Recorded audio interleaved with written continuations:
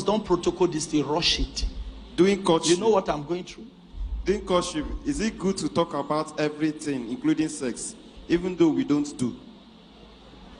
I said in the course of my teaching, talk about it.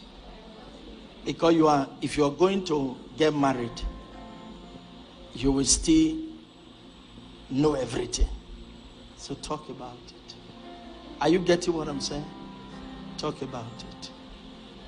But there's a level. See, you don't enter into a relationship and you start talking about everything. As the relationship progresses, closeness is established, relationship is developing, opportunity will be playing out itself for both of you to talk. You get to a point where the lady will tell you, I've never done it before. The guy will say, I've always done it everywhere. Vice versa. We talk about it. Are you getting me?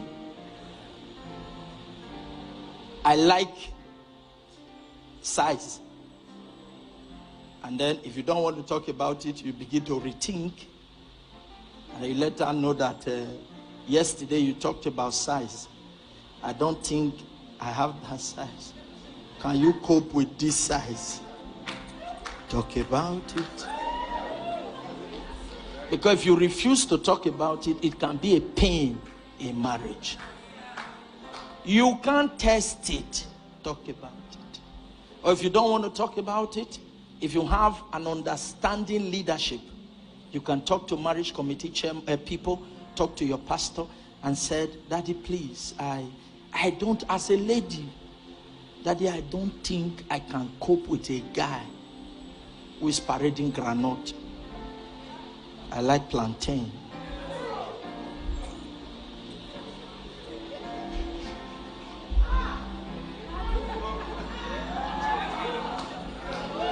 Can I talk to you in reality?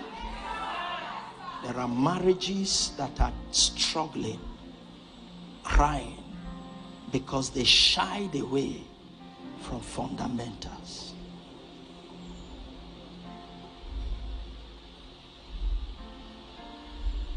Am I saying this? When I was getting married, I told my wife, if there's anything you know to do to spice up this journey, go ahead. I've said it before, if I'm not mistaken. I have a friend. Before he got married, he's been into bodybuilding, toggery, many things and so on. So he was wide. And coincidentally, he got married to a young, innocent girl in church who has never eaten the apple. So 2 years of his marriage, he was in hell. He has prayed about it. He has consulted hands that were laid on him for some things to happen. He met me. I sat him down. I told him. I said, there's only one challenge here. What is the problem? Simple. You know it. Your wife is innocent. I said, do me a favor. Go down to her level. Be patient with her. Teach her, train her to your level. And both of you will maintain the same level. So he went to her level.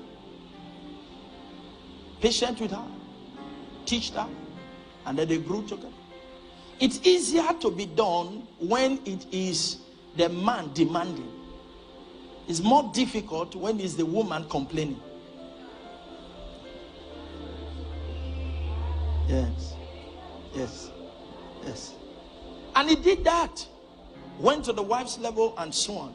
Now, you are singles. But I told him, I said, we were talking and I told him, I said, your wife is scared of you and avoids you, and coming to you practically is like punishment to her. And then I told him, I said, you can't be too hard, too fast. Slow down. I said, on a gradual process, both of you will build a future. And by the grace of God today, they are happily married. I was preaching in a church in Warri. Picked somebody by prophecy. The marriage was already scattered. The guy was off, the lady was, they were just waiting for consolidation of separation. Picked the case by prophecy. Prophesied the prophecy, prayed the prayer, and I did the counseling in the office. I called the young man and I told the young man, I said, you came in wide, she's innocent. And you want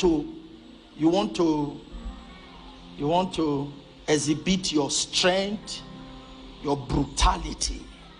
I say, your wife is not your enemy. She's not somebody you paid that you want to earn your money. It's a lifetime.